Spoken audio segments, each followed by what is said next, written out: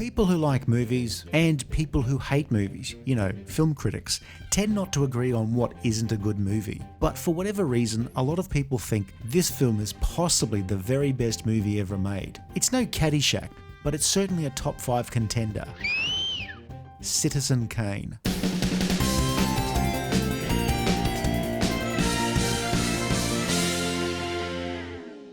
As a youngster, Orson Welles was what they call a prodigy.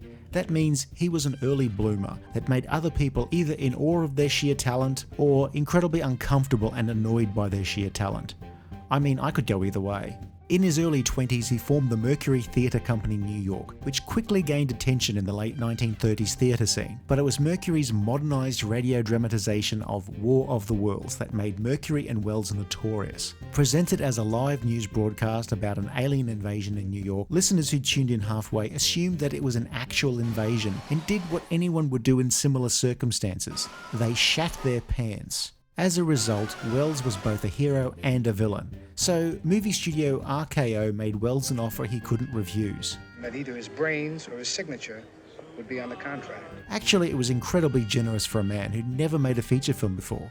And so, Welles, his ego being fed by all of the praise, made the move to Hollywood. After a few false starts, he and veteran screenwriter Herman Mankiewicz concocted a story about a press baron, back when newspapers had the capacity to make huge fortunes, rather than sapping huge fortunes. Many of the details were a little too close to the life of a real press baron in particular, William Randolph Hearst. I mean, come on, red flags. The guy used 3 names. How could he not be a supervillain? But anyway, the film was a go at RKO. Hey, I'm a poet and I wasn't previously aware of that fact. The film is basically the life story of super rich Charles Foster Kane, who has just died at the age of 70. A group of reporters are putting together an obituary newsreel and they just don't know how to adequately summarise the man's life. All we saw on that screen was that Charles Foster Kane is dead.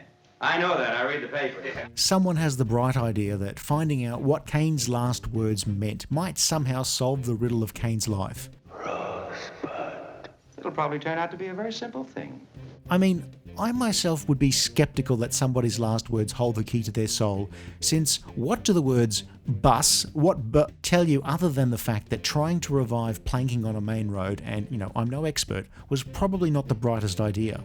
Kane was the poor child of a Colorado boarding house proprietor who has come into some big money. Kane is sent away by his parents to be raised by his new guardian, Mr. Thatcher, a big city banker. We know he's a big city banker since he speaks in proper English and only uses the word ain't when he's drunk or high. Kane has grown up with a silver spoon and a rebellious streak, and once he gets his hands on his money, he tells his former guardian, I think it would be fun to run a newspaper. I think it would be fun to run a newspaper. Yeah, Mac, we heard you the first time. I don't know how to run a newspaper, Mr. Thatcher. I just try everything I can think of. Kane turns a second-rate paper into a leading masthead by claiming to be a principled paper of record, but also prints sensationalist bullshit, which is how every journalism grad's dream dies. That and the first time they have to think up funny puns for breasts for a clickbait headline. There is no war in Cuba. Signed, Wheeler. Any answer? Yes, dear Wheeler, you provide the prose poems. I'll provide the war. Along the way, Kane marries the president's niece, hooks up with an aspiring singer, Susan, runs for office, but loses the election and his family, and eventually his best friend. I'm afraid we've got no choice. This one? Kane grows more and more isolated from reality, eventually building a massive palace in Florida, a monument to his own fragile ego. Hey, this is not who you think it's about. In the end, the journalists do not learn what Rosebud was about and instead just do what all tabloid journalists do, make some shit up. The film itself is considered a masterpiece for an obvious reason. It looks so different from every other film of the time.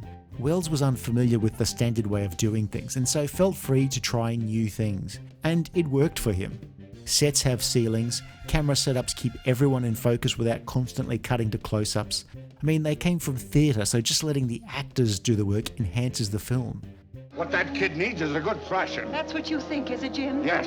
That's why he's going to be brought up where you can't get at him. It's a movie with amazing attention to details, with the crew going to a lot of trouble with photographic effects where you don't expect effects. just to get the shots Welles wanted. I mean, let's compare Citizen Kane by celebrated actor and first-time feature film director Orson Welles to another film by a celebrated actor and also first-time feature film director, Star Trek V: The Final Frontier, directed by William Shatner. Citizen Kane invented a whole new language of cinema. Star Trek V had a cat lady table dancer with 3 breasts. As Charles Foster Kane, who owns 82,364 shares of public transit preferred, you see, I do have a general idea of my holdings. I sympathize with you. Charles Foster Kane is a scoundrel. His paper should be run out of town. A committee should be formed to boycott him. Citizen Kane turned out very well, with excellent, well, everything.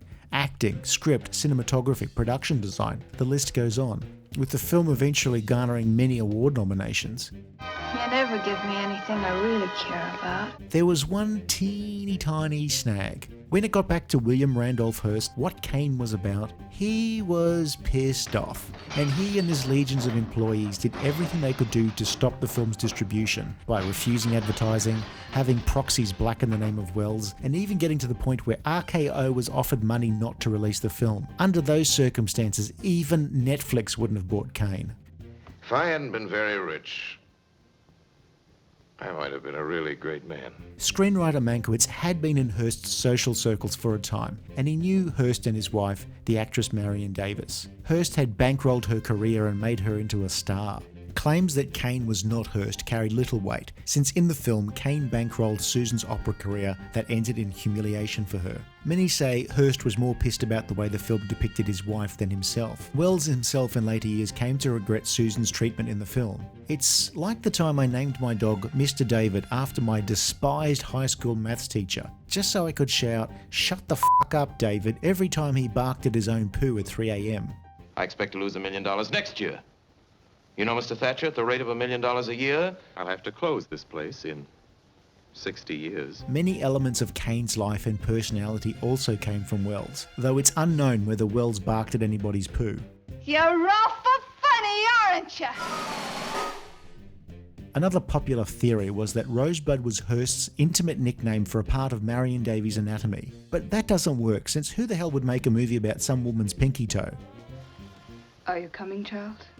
Citizen Kane did not do that well at the box office and won only one Academy Award for the screenplay, often attributed to the Writers Guild members wanting to honour Mankiewicz.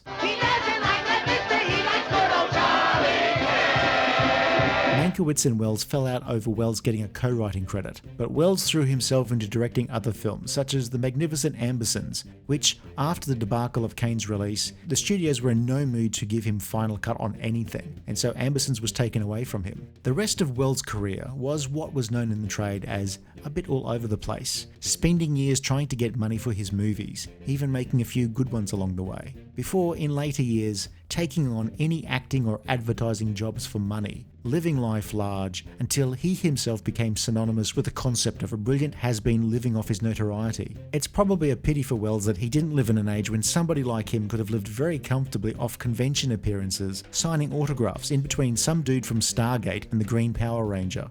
My name is Orson Welles. Horse on Welles, get it? There's even been several movies about Welles and the making of Citizen Kane. Firstly, the TV movie RKO 281, and more recently the Netflix film concentrating on Mankiewicz and the writing of the script, Mank. While none of Welles' other films ever had the kind of critical success of Kane, they didn't need to, since Citizen Kane became a film where even people who've never seen it will claim it to be the best film ever, just to avoid being thought of as a numbnuts, even though they secretly believe the greatest film of all time is Cannonball Run 2.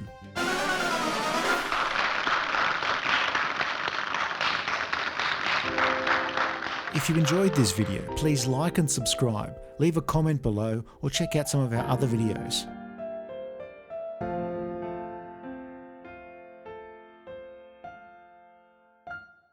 Does anyone have a copy of Cannonball Run 2?